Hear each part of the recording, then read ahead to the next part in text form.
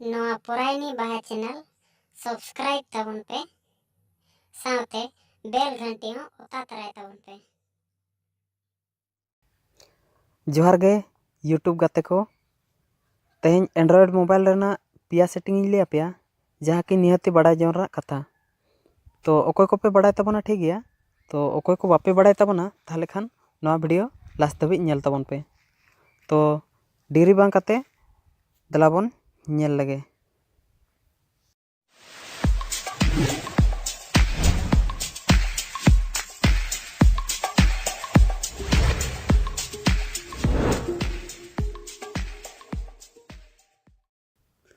तो नितो इन ठेन मेना सैमसंग J7 तो पुइलो सेटिंग हुयुक कना नॉय एप्स को पे नेल सेना सेना हुडिंग चेल काते नेलोआ नेल जोंग हो चेहरा नेलोआ ओता जोंग को चेहरा बुझा तो दलाबन नेल लगे जो हड़ा मोबाइल रे सेटिंग ताहे को गया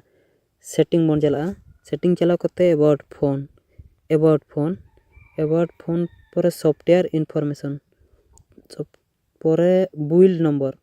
मारे धना बुइल नंबर मेना और एटा मोबाइल करे तो चेत ना मेना तो नोडे सादा हो ओता लेखान के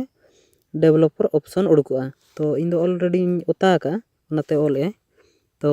चला बैक फोन चला तो नोए डेवलपर ऑप्शन तो नोडे बन चला नोडे चलाव करते नोडे ऑन हुआ ओके तो लतार से बन चला तार से चलाव करते नोए तरह मिनिमम विड्थ नोडे 320 डीपी मेना तो नोआ जहाँ तीन अब बन बढ़ा दाड़ा उना गे हुडिंग नेलोआ तो इन बढ़ाएगा 711 ओके तो नॉय हुडिंग कना एप्स को बन नेल लगे नॉय एप्स को हुडिंग कना तो नॉय तीन चेहरा बुझे कना और सेकेंड सेटिंग हुई कना सेटिंग बन चला तापरे डेवलपर ऑप्शन तापरे तासे विंडोज एनिमेशन स्केल नवा दो चेत नवा जुदी 0.5 नवा हो 0.5 नवा हो 0.5 नवा दो हो लेखान चेत चिका माने मांग अब जहाँ लका स्पीड बन ओताय तेन ओना खन किछि लगन लगन जोगा नय नय तो ओना आर हो जुदी बन बढ़ावा ताहले खान दो अब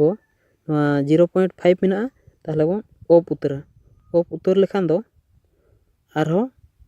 लगन लगन नय तो लास्ट सेटिंग हुई कना जहाँ गे एप्स को मेना ओना रनिंग रे ताहेन कना रनिंग रे ताहे को खान आज ते बैटरी को चाबा ओना चेल काते बंद को हुआ ताले खान सेटिंग मन चला सेटिंग पर डेवलपर ऑप्शन तापर लतार से बन नेला limit background process standard limit ताहे को तो नोआ नो बैकग्राउंड प्रोसेस नोआ रे दोहो लेखान दो ओना मांग चेलका बैटरी चाबा तेन